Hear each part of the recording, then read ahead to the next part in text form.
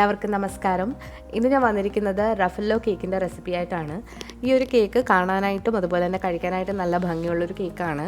അപ്പോൾ അത് ബർത്ത്ഡേക്കും ആനിവേഴ്സറിക്കും ഒക്കെ ട്രൈ ചെയ്യാൻ പറ്റിയ നല്ലൊരു റെസിപ്പിയാണിത്. അപ്പോൾ ഇത് ഞാൻ എൻ്റെ മുത്തിൻ്റെ ബർത്ത്ഡേക്ക് ഇന്നലെ തയ്യാറാക്കിയതാണ്. അപ്പോൾ നിങ്ങളുടെ കൂടെ ഒന്ന് ഷെയർ ചെയ്യുകയാണ്. അപ്പോൾ അധികം താമസിയാതെ ഈ ടേസ്റ്റി ആയിട്ടുള്ള റഫല്ലോ കേക്ക് എങ്ങനെയാണ് തയ്യാറാക്കിയെടുക്കുന്നത് നോക്കാം. ആദ്യം തന്നെ നമുക്ക് ഡ്രൈ ആയിട്ടുള്ള ഇൻഗ്രീഡിയൻസ് ഒക്കെ ഒന്ന് മിക്സ് ചെയ്തെടുക്കാം. ഇവിടെ എടുത്തിരിക്കുന്നത് 3/4 കപ്പ് മൈദയാണ്. മൈദ ഇട്ട് കൊടുത്തു കഴിഞ്ഞാൽ പിന്നെ ഇതിലേക്ക് വേണ്ടത് ബദാം പൊടിച്ചതാണ്. ബദാമും ഒരു 3/4 കപ്പ് പൊടിച്ചത് വേണം. അപ്പോൾ ഞാനിവിടെ ബദാം ഒന്ന് ചൂടാക്കിയതിന് ശേഷം മിക്സിയുടെ ചെറിയ ജാറിലിട്ട് ഒന്ന് പൊടിച്ചെടുത്തിട്ടുള്ളതാണ്. ഒരുപാട് ഇട്ട് പൊടിക്കരുത്. പൊടിക്കുകയാണെങ്കിൽ ഇതിൽ എണ്ണ തെളിഞ്ഞു വരാനുള്ള ചാൻസ് ഉണ്ട്. അപ്പോൾ ജസ്റ്റ് ഒന്ന് വറുത്തതിന് ശേഷം മിക്സിയിലിട്ട് പൊടിച്ചെടുത്തിട്ടുണ്ട്. ഇതും ഒരു 3/4 കപ്പോളം ഉണ്ട്. അപ്പോൾ ഇതുകൂടി ഇതിൻ്റെക്ക് ചേർത്ത് കൊടുക്കുകയാണ്.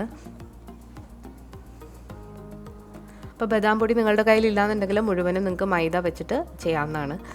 ഇതിലേക്ക് 1 ടീസ്പൂൺ ബേക്കിംഗ് പൗഡറാണ് ചേർത്ത് കൊടുത്തിട്ടുള്ളത്. പിന്നെ ഇതിലേക്ക് ടേസ്റ്റ് ബാലൻസ് ചെയ്യാൻ വേണ്ടിയിട്ട് ഒരു നുള്ള് ഉപ്പ് കൂടി ചേർത്ത് കൊടുക്കുകയാണ്. ഇനി ഇതെല്ലാം കൂടി നന്നായിട്ടൊന്ന് മിക്സ് ചെയ്തെടുക്കാം. ഞാനിവിടെ ഒരു വിസ്ക് വെച്ചിട്ടാണ് ഇത് മിക്സ് ചെയ്യുന്നത്. ഈ ഒരു കേക്ക് നിങ്ങൾക്ക് ഓവനിലും അതുപോലെ തന്നെ കുക്കറിലും ചെയ്തെടുക്കാവുന്നതാണ്. ഇനി നമുക്ക് മുട്ടയൊക്കെ ഒന്ന് മിക്സ് ചെയ്തെടുക്കാം. ഞാനിവിടെ 3 മുട്ടയാണ് എടുത്തിട്ടുള്ളത്. ഈ ഒരു മുട്ട നിങ്ങൾക്ക് ഒന്നുകിൽ ഹാൻഡ് വെച്ചിട്ട് മിക്സ് ചെയ്യാം, അല്ലെങ്കിൽ ഇതുപോലെ ഒരു മിക്സർ വെച്ചിട്ട് മിക്സ് ചെയ്യാവുന്നതാണ്.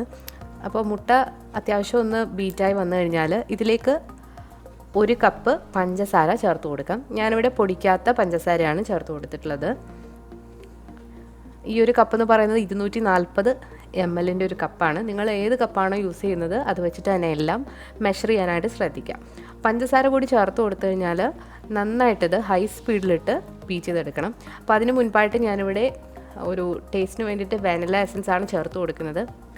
നിങ്ങളുടെ കയ്യിൽ ബദാം എക്സ്ട്രാക്റ്റ് അല്ലെങ്കിൽ കോക്കനട്ട് എക്സ്ട്രാക്റ്റ് ഉണ്ടെങ്കിൽ അത് ചേർത്ത് കൊടുക്കാം. അപ്പോൾ അതില്ലാന്നുണ്ടെങ്കിൽ വാനില എസൻസ് ചേർത്ത് കൊടുത്താൽ മതി. ഇനി ഇത് നല്ല ക്രീമി ആകുന്നത് വരെ ബീറ്റ് ചെയ്തെടുക്കണം. ഹൈ സ്പീഡിലിട്ട് തന്നെയാണ് ഇത് ബീറ്റ് ചെയ്യുന്നത്. ഇപ്പോൾ മുട്ടയും പഞ്ചസാരയും വാനില എസൻസും കൂടി നന്നായിട്ട് മിക്സായി വന്നിട്ടുണ്ട്. ഇനി ഇതിലേക്ക് നമ്മൾ ചേർത്ത് കൊടുക്കാൻ പോകുന്നത് എണ്ണയാണ്. സൺഫ്ലവർ ഓയിൽ അല്ലെങ്കിൽ കനോള ഓയിൽ, ഏത് വെജിറ്റബിൾ ഓയിൽ വേണമെങ്കിലും നിങ്ങൾക്ക് യൂസ് ചെയ്യാം. 3/4 കപ്പാണ് ചേർത്ത് കൊടുത്തിട്ടുള്ളത്. അപ്പോൾ എണ്ണ കൂടി ചേർത്ത് കൊടുത്തിട്ട് നന്നായിട്ട് ഒന്നുകൂടി ഒന്ന് മിക്സ് ചെയ്തെടുക്കുക. അപ്പോൾ ഇത് മിക്സായി വന്നിട്ടുണ്ട്. ഇനി ഇതിലേക്ക് നമ്മൾ നേരത്തെ മിക്സ് ചെയ്ത് വെച്ചിരിക്കുന്ന പൊടികൾ 2 തവണകളായിട്ട് ചേർത്ത് കൊടുത്തിട്ട് ഒന്ന് ഫോൾഡ് ചെയ്തെടുക്കണം. അപ്പോൾ ഇനി നമുക്ക് മിക്സറൊന്നും വേണ്ട, കൈവച്ചിട്ട് തന്നെ ചെയ്യാം. അപ്പോൾ കുറേശ്ശെ പൊടി ഇട്ട് കൊടുത്തതിന് ശേഷം ഒന്ന് ഫോൾഡ് ചെയ്തെടുക്കുക. അപ്പോൾ നിങ്ങൾ സ്പാറ്റില ഉണ്ടെങ്കിൽ അത് വെച്ച് ചെയ്യാം, അല്ലെങ്കിൽ തടി വെച്ചിട്ടും ചെയ്യാവുന്നതാണ്. അപ്പോൾ ഒരുപാട് ബലം പ്രയോഗിക്കാതെ ലൈറ്റായിട്ടൊന്ന് മിക്സ് ചെയ്തെടുക്കുക. നിങ്ങൾ എത്രത്തോളം ലൈറ്റായിട്ട് മിക്സ് ചെയ്യുന്നോ അത്രത്തോളം സോഫ്റ്റ് ആയിരിക്കും നിങ്ങളുടെ കേക്ക്. അപ്പോൾ നമ്മൾ ഈ മിക്സിംഗ് ഒക്കെ നടത്തുന്ന സമയത്ത് ഓവനാണ് യൂസ് ചെയ്യുന്നുണ്ടെങ്കിൽ ഓവൻ പ്രീ ഹീറ്റ് ചെയ്യാനായിട്ട് വെക്കുക. 180 ഡിഗ്രിയിലാണ് ഞാൻ വെച്ചിട്ടുള്ളത്. അതുപോലെ തന്നെ കുക്കറിലാണ് ചെയ്യുന്നതെങ്കിൽ കുക്കറും പ്രീ ഹീറ്റ് ചെയ്യാനായിട്ട് വെക്കുക. അപ്പോൾ പൊടി മുഴുവൻ ഞാനിവിടെ ഇട്ട് കൊടുത്തിട്ടുണ്ട്. അപ്പോൾ ഇതെല്ലാം നന്നായിട്ടൊന്ന് മിക്സ് ചെയ്തെടുക്കാം. അപ്പോൾ നമ്മൾ ഈ മിക്സിംഗ് ഒക്കെ സ്റ്റാർട്ട് ചെയ്യുന്നതിന് മുൻപ് തന്നെ കേക്കിൻ്റെ ടിന്നൊന്ന് ലൈൻ ചെയ്ത് വെക്കാനായിട്ട് ശ്രദ്ധിക്കണം. അപ്പോൾ ഞാനൊരു 8 ഇഞ്ചിൻ്റെ ടിന്നാണ് എടുത്തിട്ടുള്ളത്. അത് 4 സൈഡും ഇതുപോലെ 4 താഴെയും സൈഡിലും ബട്ടർ പേപ്പർ വെച്ചിട്ട് ഒന്ന് ലൈൻ ചെയ്ത് വെച്ചിട്ടുണ്ട്. ഇനി ഇതിലേക്ക് നമ്മളുടെ ബാറ്റർ ഒഴിച്ചു കൊടുക്കാം.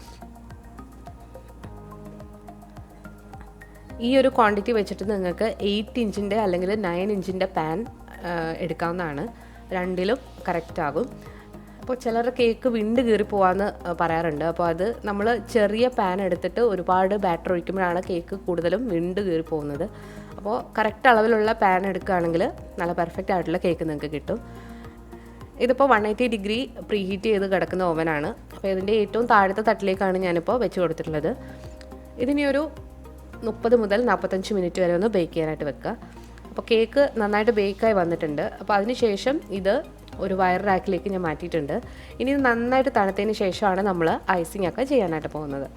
അപ്പോൾ ഇത് വയർ റാക്കിലേക്ക് മാറ്റി തണുക്കാനായിട്ട് മാറ്റി വെക്കാം.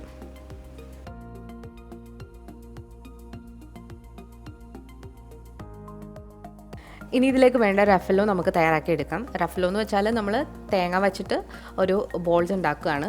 അപ്പോൾ അതിന് വേണ്ടിയിട്ട് ഞാനിവിടെ ഡെസിക്കേറ്റഡ് കോക്കനട്ട് ആണ് എടുത്തിട്ടുള്ളത്. അപ്പോൾ നിങ്ങളുടെ കയ്യിൽ ഫ്രഷ് കോക്കനട്ട് ആണെങ്കിലും എടുക്കാം, പക്ഷേ കൂടുതലും നല്ലത് ഡെസിക്കേറ്റഡ് കോക്കനട്ട് ആണ്. ഞാനിവിടെ 1 കപ്പോളം ഡെസിക്കേറ്റഡ് കോക്കനട്ട് ഒരു പാത്രത്തിലേക്ക് ഇട്ട് കൊടുത്തിട്ടുണ്ട്. ഇനി ഇത് ആവശ്യത്തിനുള്ള കണ്ടൻസ്ഡ് മിൽക്ക് ഒഴിച്ചിട്ട് നന്നായിട്ടൊന്ന് കുഴച്ചെടുക്കുക. നിങ്ങൾ കുറേശ്ശെ ഒഴിച്ചിട്ട് ഇത് അഡ്ജസ്റ്റ് ചെയ്യുക. ആദ്യം കുറച്ച് കണ്ടൻസ്ഡ് മിൽക്ക് ഒഴിച്ചിട്ട് നിങ്ങളൊന്ന് കുഴച്ചിട്ട് നോക്കുക. അപ്പോൾ ഇതൊരു ഉരുട്ടാനുള്ള പരുവാകുമ്പോൾ ഇത് കറക്റ്റ് പരുവാണ്. അപ്പോൾ ഇത് കൈവച്ചിട്ട് നന്നായിട്ടൊന്ന് മിക്സ് ചെയ്ത് കൊടുക്കാം. കുറച്ച് ലൂസായിട്ട് തോന്നുകയാണെങ്കിൽ കുറച്ചുകൂടി ഡെസിക്കേറ്റഡ് കോക്കനട്ട് നിങ്ങൾക്ക് ഇട്ട് കൊടുക്കാവുന്നതാണ്. അപ്പോൾ ഇതിന് നമുക്ക് ഉരുട്ടിയെടുക്കാം. അപ്പോൾ ഉരുട്ടിയെടുക്കുമ്പോൾ ഇതിൻ്റെ ഉള്ളിൽ നിങ്ങൾക്ക് ഇഷ്ടമുള്ള ഫില്ലിങ് വെക്കാം. ഒന്നുകിൽ വൈറ്റ് ചോക്ലേറ്റ് വെക്കാം, അല്ലെങ്കിൽ ബദാം, നിങ്ങൾക്ക് ഇഷ്ടമുള്ള നട്ട്സ് ഇതിൻ്റെ ഉള്ളിൽ വെക്കാവുന്നതാണ്. അപ്പോൾ ഞാനിവിടെ ബദാമാണ് വെച്ച് കൊടുക്കുന്നത്. അപ്പോൾ ഇത് വെച്ചിട്ട് നന്നായിട്ടൊന്ന് ഉരുട്ടിയെടുക്കാം. അപ്പോൾ ഇതുപോലെ ഉരുട്ടിയെടുത്തിട്ടുണ്ട്. ഇനി ബാക്കിയുള്ളതെല്ലാം ഇതുപോലെ ഉരുട്ടിയെടുക്കാം.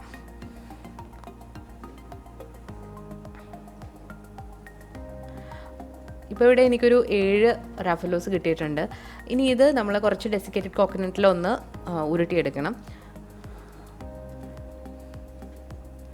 നമ്മൾ കേക്ക് ബേക്ക് ആവുന്ന സമയത്ത് ചെയ്യാൻ പറ്റുന്ന കാര്യമാണ് ഇതൊക്കെ.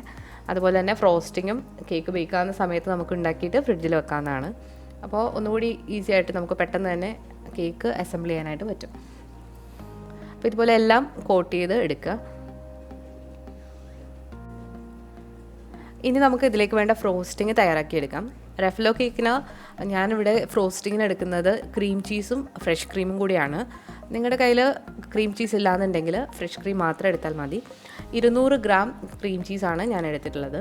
അപ്പോൾ ക്രീം ചീസ് നമുക്ക് വീട്ടിൽ തയ്യാറാക്കി എടുക്കാം. അപ്പോൾ അതിൻ്റെ വീഡിയോ ഞാൻ മുൻപ് അപ്ലോഡ് ചെയ്തിട്ടുണ്ട്. അപ്പോൾ അത് ആവശ്യമുള്ളവർ അത് കാണുക. അതിൻ്റെ ലിങ്ക് ഞാൻ ഡിസ്ക്രിപ്ഷൻ ബോക്സിൽ കൊടുക്കാം.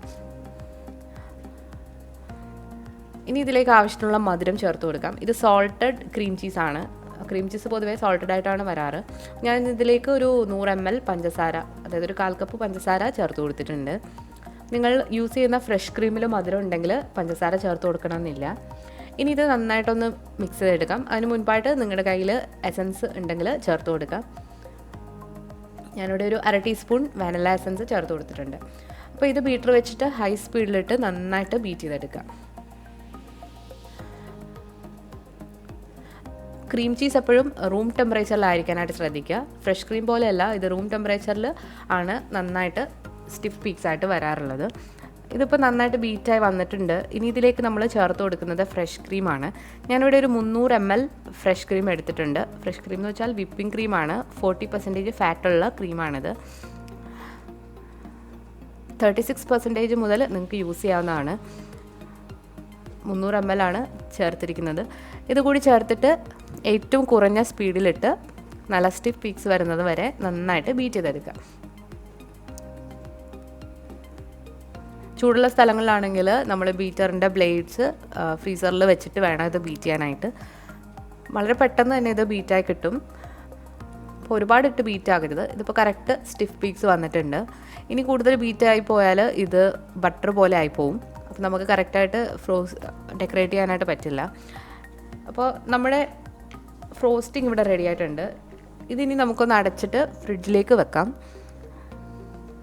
അപ്പോൾ ഒരു പ്ലാസ്റ്റിക് റാപ്പ് വെച്ചിട്ട് കവർ ചെയ്തിട്ടാണ് വെക്കുന്നത്. എപ്പോഴും നിങ്ങൾ ഫ്രോസ്റ്റിംഗ് ഒക്കെ ഫ്രിഡ്ജിൽ വെക്കുമ്പോൾ നന്നായിട്ട് അടച്ചിട്ട് വെക്കാനായിട്ട് ശ്രദ്ധിക്കുക. അല്ലെങ്കിൽ ബാക്കിയുള്ള സ്മെല്ലൊക്കെ അതിലേക്ക് വരാനുള്ള ചാൻസ് ഉണ്ട്. ഇനി നമുക്ക് കേക്ക് അസംബിൾ ചെയ്തെടുക്കാം. അപ്പോൾ ഞാനിവിടെ കേക്ക് 2ആയിട്ട് മുറിച്ചെടുത്തിട്ടുണ്ട്. ഇതൊരു ടേണിങ് സ്റ്റാൻഡിൽ വെച്ചിട്ടുണ്ട്. അപ്പോൾ സൈഡിലൊക്കെ ഫ്രോസ്റ്റിംഗ് ആകാതിരിക്കാൻ വേണ്ടിയിട്ട് ബട്ടർ പേപ്പർ വെച്ചിട്ടൊന്ന് കവർ ചെയ്ത് കൊടുത്തിട്ടുണ്ട്. ഇനി ഇതിലേക്ക് നമ്മൾ ബ്രഷ് ചെയ്യാനായിട്ട് എടുക്കുന്നത് തേങ്ങാപ്പാലാണ്. ഇതൊരു കോക്കനട്ട് കേക്കാണ്. അപ്പോൾ കോക്കനട്ടിൻ്റെ ഫ്ലേവർ നന്നായിട്ട് കിട്ടാൻ വേണ്ടിയിട്ട് ഞാനിവിടെ തേങ്ങാപ്പാലിലാണ് ചെയ്യുന്നത്. ഇത് ക്യാനിലുള്ള തേങ്ങാപ്പാലാണ്. നിങ്ങൾക്ക് ഫ്രഷ് ആയിട്ടുള്ള തേങ്ങാപ്പാൽ എടുക്കാം, അല്ലെങ്കിൽ ഷുഗർ സിറപ്പും എടുക്കാവുന്നതാണ്. അപ്പോൾ തേങ്ങാപ്പാൽ കൊടുക്കുമ്പോൾ ഇതിൽ നല്ലൊരു കോക്കനട്ടിൻ്റെ ഫ്ലേവർ കിട്ടും. അപ്പോൾ ഇതൊന്ന് എല്ലായിടത്തേക്കും ബ്രഷ് ചെയ്ത് കൊടുക്കുക. കേക്ക് നല്ല മോയിസ്റ്റായി കിട്ടും നമ്മളിങ്ങനെ ചെയ്യുകയാണെങ്കിൽ. കേക്ക് അല്ലാതെ തന്നെ നല്ല സോഫ്റ്റാണ്. ഇനി ഇതിലേക്ക് നമ്മൾ നേരത്തെ തയ്യാറാക്കി വെച്ചിരിക്കുന്ന ഫ്രോസ്റ്റിംഗ് ഇട്ടിട്ട് നിങ്ങൾക്ക് ഇഷ്ടമുള്ള രീതിയിൽ ഡെക്കറേറ്റ് ചെയ്തെടുക്കാം.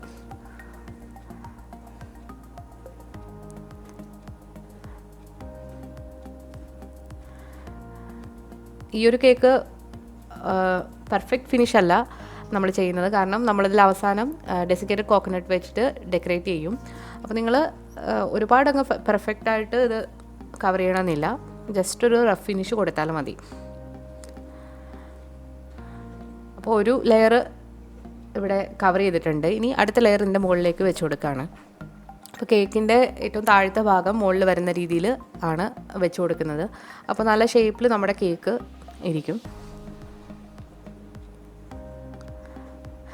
ഇനി ഇതിന് മുകളിലായിട്ട് നമ്മൾ നേരത്തെ ചെയ്ത പോലെ തന്നെ തേങ്ങാപ്പാൽ വെച്ചിട്ടൊന്ന് ബ്രഷ് ചെയ്ത് കൊടുക്കുകയാണ്.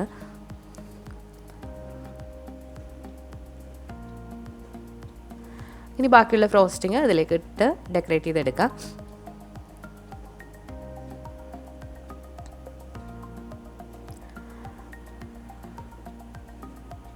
അപ്പോൾ എല്ലാ ഭാഗത്തേക്കും നമ്മുടെ ഫ്രോസ്റ്റിങ് കവറാകത്തക്ക രീതിയിൽ ചെയ്ത് കൊടുക്കുക. ഇനി ഇതിലേക്ക് നമുക്ക് കുറച്ച് ഡെസിക്കേറ്റഡ് കോക്കനട്ട് ഒന്ന് ഇട്ട് കൊടുക്കാം. അതുപോലെ തന്നെ സൈഡിലും മുകളിലും ഒക്കെ നിങ്ങളുടെ ഇഷ്ടം പോലെ ചെയ്തെടുക്കാവുന്നതാണ്. ഡെക്കറേഷനൊക്കെ നിങ്ങളുടെ ഇഷ്ടത്തിന് ചെയ്യാം.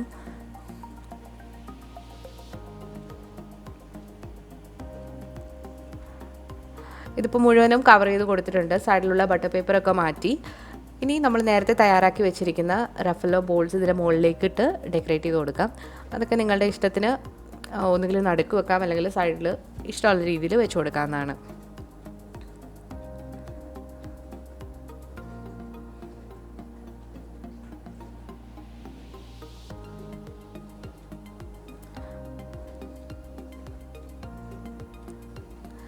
ഇനി ഇത് കൂടാതെ ഞാൻ ഇതിലേക്ക് ഒരു കളറിന് വേണ്ടിയിട്ട് കുറച്ച് റാസ്ബെറീസും ഇടയ്ക്ക് വെച്ച് കൊടുക്കുന്നുണ്ട്. നിങ്ങൾക്ക് ഇഷ്ടമുള്ളതൊക്കെ ചെയ്യാം. അപ്പോൾ ഒരു റെഡ് എഫക്റ്റ് കിട്ടാൻ വേണ്ടിയിട്ടാണ് ഈ റാസ്ബെറി ഇതിൻ്റെ ഇടയ്ക്ക് വെച്ച് കൊടുക്കുന്നത്.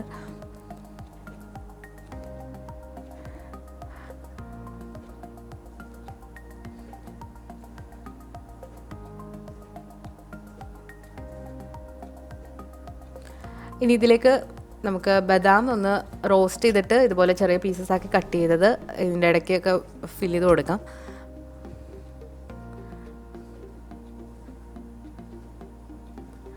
ഈ ഒരു കേക്ക് ഏകദേശം 1 കിലോ കാണും. ഒരുപാട് പേര് ഞാൻ കേക്കിൻ്റെ റെസിപ്പി ഇടുമ്പോൾ അതിൽ കമൻസിലൂടെ ചോദിക്കാറുണ്ട് ഈ കേക്ക് എത്ര kg ആണെന്ന്. ശരിക്കും പറഞ്ഞാൽ അത്ര ഞാൻ ഉണ്ടാക്കി കഴിഞ്ഞിട്ട് ഇതുവരെ മെഷർ ചെയ്ത് നോക്കിയിട്ടില്ല. ഇനി ഒരു വെയിങ് മെഷീൻ വാങ്ങിച്ചിട്ട് എന്തായാലും മെഷർ ചെയ്തിട്ട് ഞാൻ കറക്റ്റായിട്ട് പറയാം. ഇത് ഏകദേശം 1 കിലോ ഓളം ഉണ്ടാകും. അപ്പോൾ നമ്മുടെ ടേസ്റ്റി ആയിട്ടുള്ള റഫല്ലോ കേക്ക് ഇവിടെ തയ്യാറായിട്ടുണ്ട്. ഇത് ബർത്ത്ഡേക്കും ആനിവേഴ്സറിക്കും ഒക്കെ ട്രൈ ചെയ്യാൻ പറ്റിയ നല്ലൊരു റെസിപ്പിയാണ്. കഴിക്കാനായിട്ട് നല്ല ടേസ്റ്റാണ്. എന്തായാലും കുട്ടികൾക്കൊക്കെ നല്ല ഇഷ്ടമാകും. അപ്പോൾ ഇന്നത്തെ ഈ കേക്കിൻ്റെ റെസിപ്പി നിങ്ങൾക്ക് ഇഷ്ടമായെങ്കിൽ ഈ വീഡിയോ ലൈക്ക് ചെയ്യാനും അതുപോലെ തന്നെ ഷെയർ ചെയ്യാനും മറക്കരുത്. നിങ്ങളുടെ അഭിപ്രായങ്ങൾ കമൻസിലൂടെ അറിയിക്കാനും മറക്കരുത്. പുതിയൊരു റെസിപ്പിയായിട്ട് വീണ്ടും വരാം. താങ്ക്